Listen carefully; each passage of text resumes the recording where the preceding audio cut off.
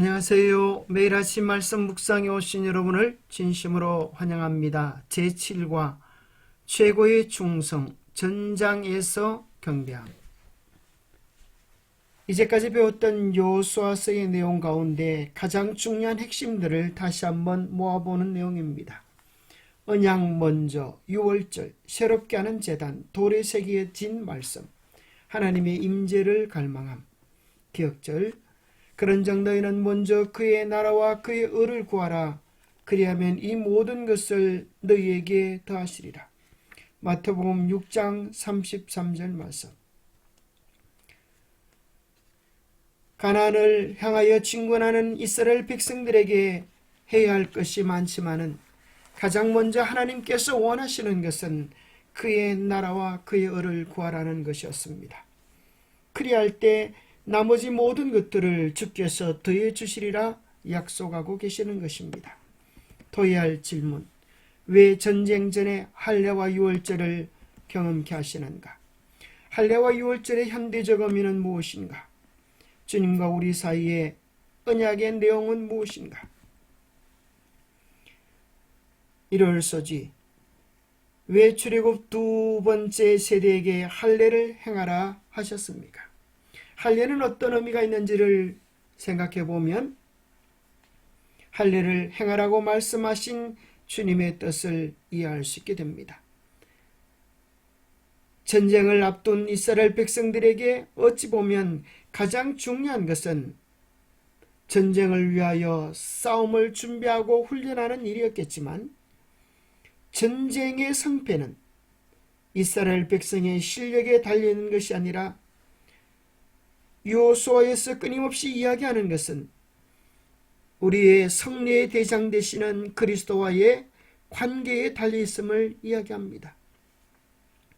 그래서 전쟁에서 승리하는 것보다 더 중요한 것은 영적 전쟁에서의 승리입니다.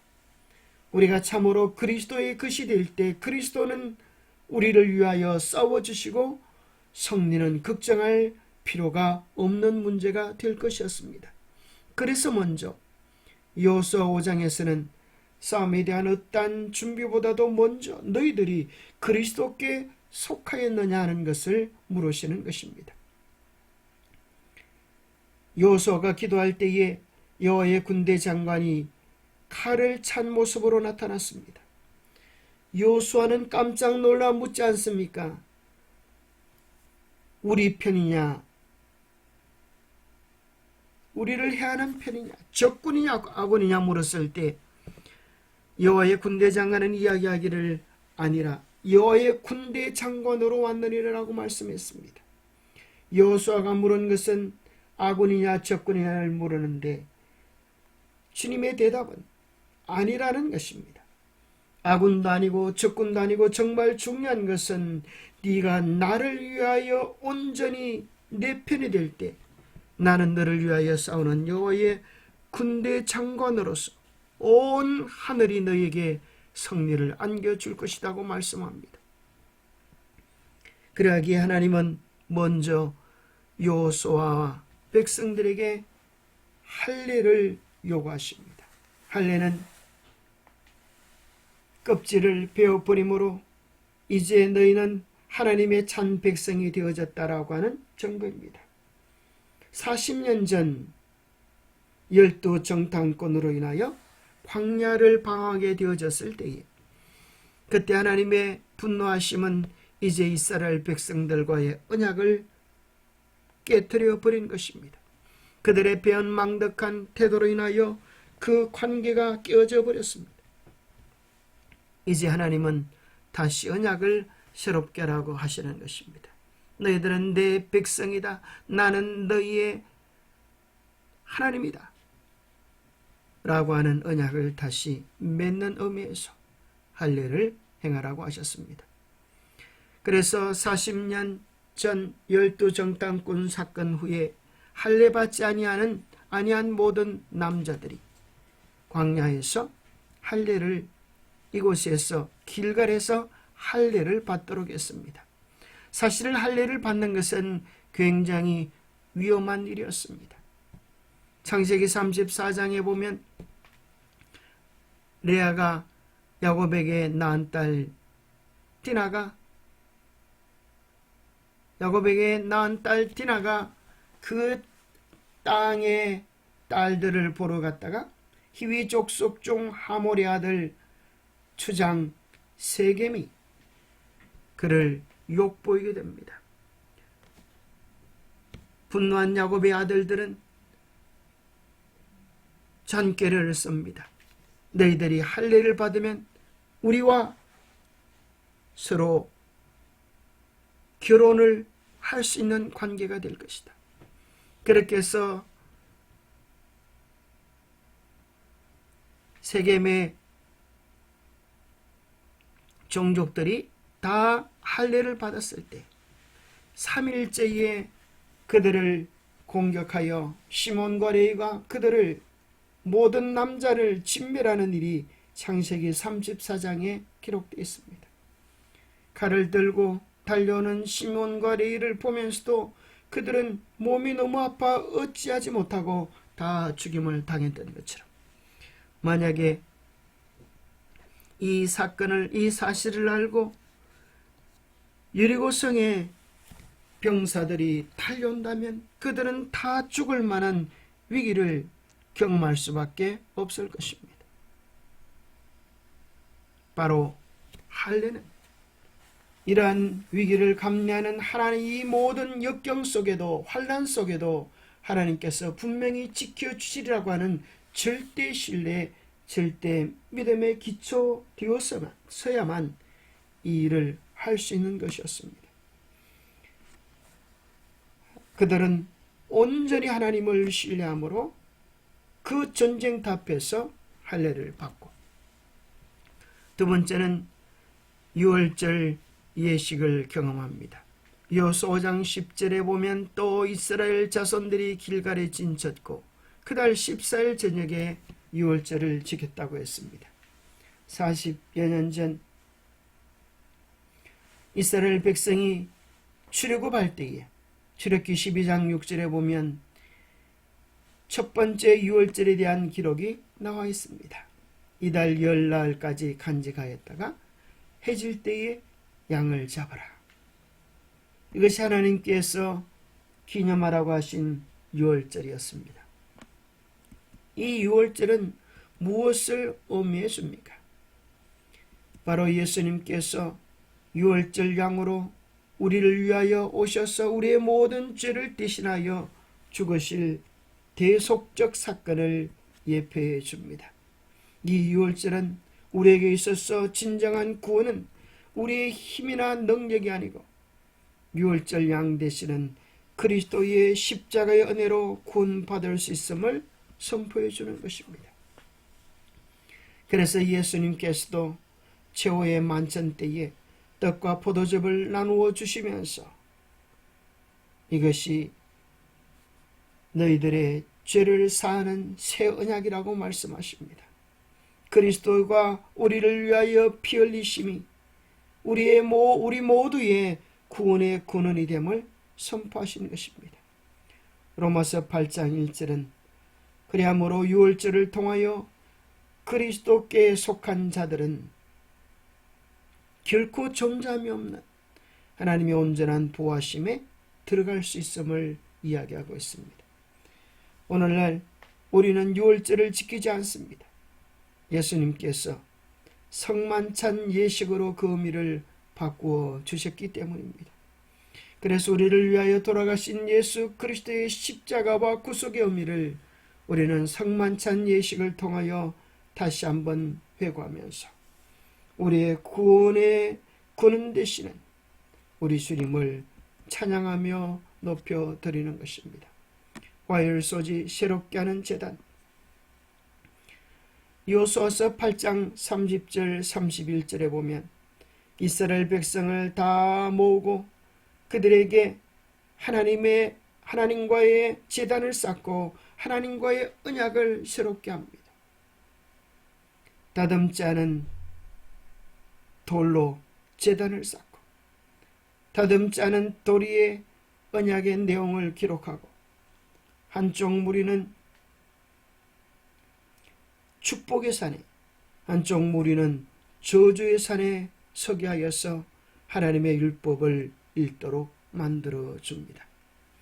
그리하여 그들이 하나님의 언약 안에 있는 것이 얼마나 중요한지 그것을 다시 한번 회고하게 하는 것입니다.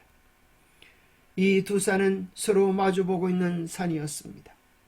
하나는 그리심산이고 하나는 에발산인데, 그리심산은 축복의 산이고 에발산은 저주의 산이었습니다. 그리심산에는 수목들이 비교적 많이 있었고 에발산에는 돌들이 많이 있었습니다. 그리심산은 양지의 산이었고 에발산은 그늘진 그런 산이었습니다. 그래서 그리심산은 하나님의 복을 누리는 축복을 상징하기에 적절했습니다. 이 두 산 위에서 하나님의 율법을 다시 한번 선포하는 것은 이 율법에 대한 하나님과의 언약에 대한 우리의 태도에 따라서 우리의 삶에 축복과 저주가 있음을 다시 한번 이야기하는 것입니다. 바로 그 두 산이 있는 가운데가 세겜이 하는데, 이 전부는 세겜이라고 하는 곳에 있는 산이었습니다. 세겜은 신약 성경에서 수가로 나타나는데, 그 우물가에서, 수가의 우물가에서 우리 주님은 다시 한번 복과 저주의 근원이 되는 하나님의 언약을 선포하십니다. 그 언약이 곧 예수 그리스도이십니다. 예수님은 우물가의 여인에게 말씀합니다. 내가 주는 물을 마시는 자는 영원히 목마르지 아니하리니 내가 주는 물은 그 속에서 영생하도록 솟아나는 샘물이 되리라. 돌에 새겨진 말씀, 돌에 새겨진 말씀의 내용은 무엇입니까? 바로 그것은 축복과 저주의 근원이 되는 하나님과의 언약입니다.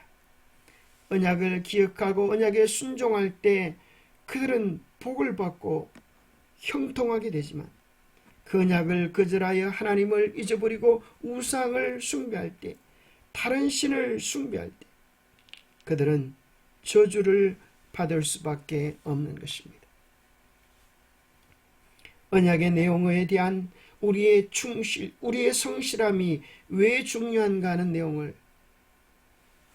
숭실대 기독교 학과 교수님이신 권영경 교수님의 이 놀라운 관통 속에서 우리는 다시 한번 그 중요성을 생각할 수 있게 됩니다. 구원 열차에서 내릴 수도 있다는 사실을 아시나요? 한국에 있는 많은 교인들이 한번 구원받으면 영원한 구원이다라고 하는 잘못된 구원론을 가지고 있음에 대하여 이 교수님은 아주 애통해하면서 정말 중요한 4가지 질문을 합니다. 첫 번째는 이것입니다. 무엇으로 구원을 받습니까?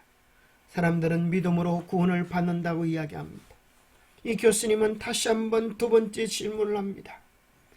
그 구원받는 믿음이란 산 믿음입니까? 죽은 믿음입니까? 사람들은 산 믿음이라고 이야기합니다. 산 믿음이란 행함이 있는 믿음입니까? 행함이 없는 믿음입니까? 산 믿음이란 어떻게 표현되는 것입니까? 그것은 분명히 행함이 있는 믿음입니다. 죽은 믿음이 우리를 구원할 수 없다면 행함이 없는 믿음 역시 우리를 구원할 수 없는 것 아니겠습니까? 믿음의 행함이 없으면 구원을 받지 못한다는 사실이 맞나요? 어른들은 침묵하지만 아이들은 네, 그렇게 답변합니다. 왜냐하면 그것은 죽은 믿음이기 때문에, 헛된 믿음이기 때문에 우리를 구원할 수 없는 것입니다. 야고보서 2장 20절은 이야기합니다. 헛하는 사람아, 행함이 없는 믿음이 헛것인 줄을 알고자 하느냐. 언약의 충실한 믿음, 하나님의 계명에 신실한 믿음, 너희가 나를 사랑하면 나의 계명을 지키리라 라고 하신 주님의 말씀처럼 우리가 진정으로 주님을 사랑하면 주님의 말씀에, 주님의 언약에 신실하게 될 것입니다. 그런데 많은 사람들이 귀한 말씀을 가볍게 여기는 이유는 나는 예수 그리스도의 보혈로 벌써 구원받았다라고 하는 착각 속에 있기 때문이라는 것입니다. 성경은 구원을 이미 다 완성한 과거형으로 표현한 부분도 있지만 여전히 현재형으로 미래로 표현되어 있는 부분들이 더 많다는 것입니다. 구원은 오늘 우리에게 완성된 것이 아니라 신약 성경은 구원을 목표로 달려가라고 이야기하고 있기 때문입니다. 마치 에발산과 그리심산이 우리에게 이야기하듯 하나는 축복이요 하나는 저주인 것입니다. 어떻게 할 때에 축복을 얻고 어떻게 할 때에 저주를 받을까요? 언약에 충실하면 축복을 얻고 언약에 불충실하면 이스라엘이 멸망했던 것처럼 그리스도인들도 멸망할 수밖에 없는 것입니다. 축복이란 최종적 구원을 이야기하고 저주란 최종적 멸망을 이야기하는 것입니다. 우리가 언약에 충실해야 할 필요가 있는 것입니다. 목요일 소지 하나님의 임재를 갈망함. 길갈에 있던 성소를 실로로 옮기게 됩니다. 왜 여호수아는 가나안 땅 분배를 하다 말고 성소를 옮기는, 회막을 실로로 옮기는 이런 일을 할까요? 회막을 세우는 것은 기업 분배를 계속하는 것보다 더 중요한 일이었기 때문입니다. 여호수아는 일의 우선순위를 따라 백성들을 지도했습니다. 성소는 우리가 어떻게 구원을 받고 어떻게 하나님 앞에 나아갈 수 있는지 영적인 성숙의 단계를 우리에게 이야기해 줍니다. 가나안 땅은 세 차례에 의하여 이스라엘 백성들에게 나누어졌는데요. 첫 번째는 요단강을 건너기 전에 요단 동편에 푸르는 목조지를 보면서 르우벤 지파와 갓 지파와 므낫세 반 지파는 이곳을 달라고 모세에게 요청했습니다. 그때 모세는 너희들이 이 땅을 차지하고 싸우려 가지 않으면 이스라엘 백성들 모두에게 얼마나 기운을 빠지게 하는 그런 일이 되겠느냐. 40년 전에 이스라엘 백성을 낭만케 했던 그런 일들을 너희들이 또 저지르느냐. 모세가 크게 책망을 하자 르우벤과 갓 므낫세 반 지파는 이렇게 말합니다. 이스라엘 백성들이 가나안 땅을 다 차지하기까지 우리가 싸우고 돌아와서 우리의 분배된 땅을 차지하겠습니다. 우리가 앞장서서 가나안 진군에 임하겠습니다. 그렇게 이야기했습니다. 그래서 그들의 의견을 좋게 여겨 모세는 르우벤, 갓, 므낫세 반 지파에게 요단 동편을 분배합니다. 두 번째는 길갈에서 유다, 에브라임, 므낫세 반 지파의 기업을 분배합니다. 그리고 실로로 성막을 옮긴 다음에 실로에서 나머지 7지파의 기업을 분배하게 됩니다. 그런데 우리가 이런 질문을 해볼 수 있습니다. 왜 유다 지파, 에브라임 지파, 므낫세 지파를 먼저 제비 뽑는 특권을 주었는가? 생각해보면 이런 이유를 발견할 수 있을 것 같습니다. 원래는 르우벤이 장자였는데 르우벤은 아버지의 침상을 더럽힌 거로 그 장자권이 다른 지파에게 넘어가게 되었습니다. 장자에게 있어서 중요한 세 가지 특권은 두 몫의 유산, 그리고 제사장, 가족의 제사장이 되는 것, 그리고 메시아의 조상이 되는 특권이었습니다. 메시아의 조상이 되어지는 특권은 유다 지파에게로, 두 몫의 유산은 요셉 지파에게로 넘어가서 요셉의 두 아들 에브라임과 므낫세가 12지파에 속하게 됩니다. 제사장의 자리는 레위 지파에게 넘어갔습니다. 레위 지파는 제사장 지파이기 때문에 땅을 분배받지 못합니다. 그들에게 하나님은 말씀하시기를 여호와가 너희들의 유업이다. 그들은 성막에 봉사하면서 그 봉사하는 일을 통하여 먹고 살도록, 그것이 그들의 유업이 되도록 그렇게 해주셨습니다. 그래서 유다 지파, 요셉 지파가 먼저 제비를 뽑게 됩니다. 요셉 지파 속에 있는 요셉의 두 아들 에브라임과 므낫세의 반지파가 제비를 뽑고 실로로 성막에 옮긴 다음에 나머지 7지파가 제비를 뽑습니다.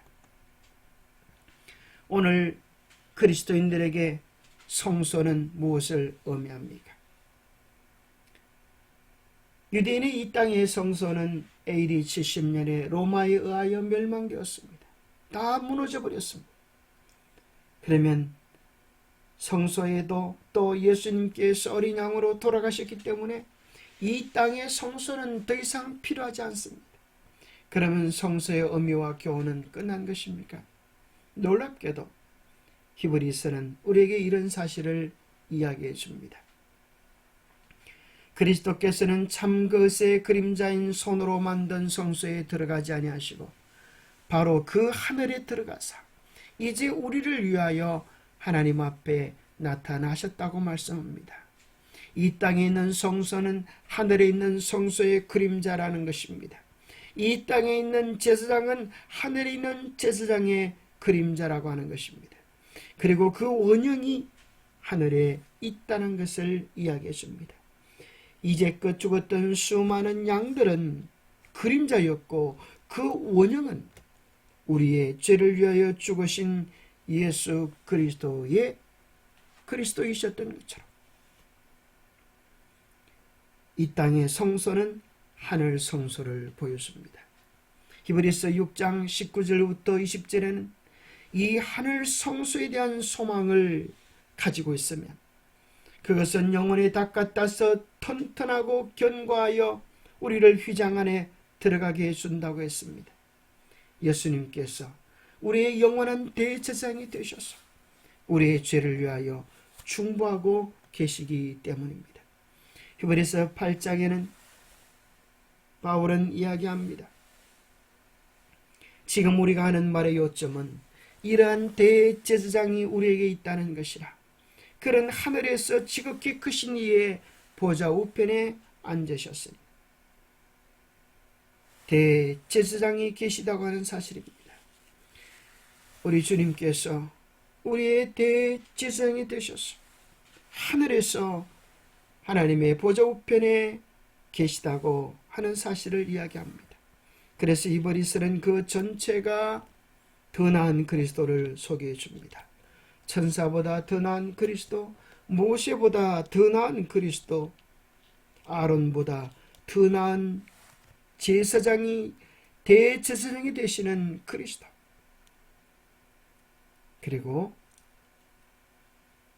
여호수아보다 더 나은 인도자가 되어서 구원자가 되어서 우리를 하늘 안식으로 인도하실 메시아라고 말씀하시고 이 땅의 속죄 제물 양과 염소보다 더 나은 제물이 되어 주셔서 단번에 영원히 우리를 속죄하는 은혜를 주시겠다고 말씀합니다. 이스라엘의 이 땅에는 성소는 하늘 성소의 모형이었습니다. 그리고 그것은 우리가 어떻게 구원을 받고 하나님께로 나아가는지를 이야기해 줍니다. 성소의 두 중심은 번제단과 언약궤였습니다. 십자가는 우리가 어떻게 구원받을지를 알려주고, 십계명은 우리가 어떻게 살아야 하는지를 보여줍니다. 하나님의 복음과 계명은 하나로 조화를 이루고 있는 것입니다. 우리는 어떻게 구원을 받습니까? 유일한 구원의 문이신 예수 그리스도를 통하여 십자가에 달리신 예수 그리스도를 개인의 구주로 받아들임으로 칭의를 얻습니다. 어렵다고 칭해지는 것입니다. 죄로부터 용서를 받는 것입니다. 그러나 거기서 끝나는 것이 아니고 성소로 들어가야 합니다. 성소는 떡상, 향단, 촛대로 이루어져 있습니다. 말씀, 기도, 성령 충만한 삶을 통하여 그리스도를 닮아가야 합니다. 그러나 거기서 하나님을 만나는 것이 아니고 언약궤 위에서 하나님을 만납니다. 바로 그것은 하나님의 거룩한 품성이 우리의 품성이 되고 하나님의 계명이 우리 안에 우리의 신비에 새겨지는 것이라고 히브리서 8장 10절은 그것이 새 언약이라고 말합니다. 그리하여 우리는 하나님을 만나고 하나님과 더불어 영원한 교제, 영원한 행복 안으로 들어가게 될 것을 이야기해 주고 있습니다. 기도하겠습니다. 하나님 아버지, 우리의 삶의 우선순위가 무엇인지를 분명히 이야기해 주셔서 감사합니다. 우리가 싸워서 이기는 것, 우리가 형통하는 것, 우리가 더 많은 재산, 더 높은 직위에 오르는 것보다 더 중요한 일은 언제나 주님이라고 하는 사실을 깨닫게 하여 주옵소서. 우리의 욕심을 내려놓고 자아를 죽이고 오직 주님만을 높이게 하여 주옵소서.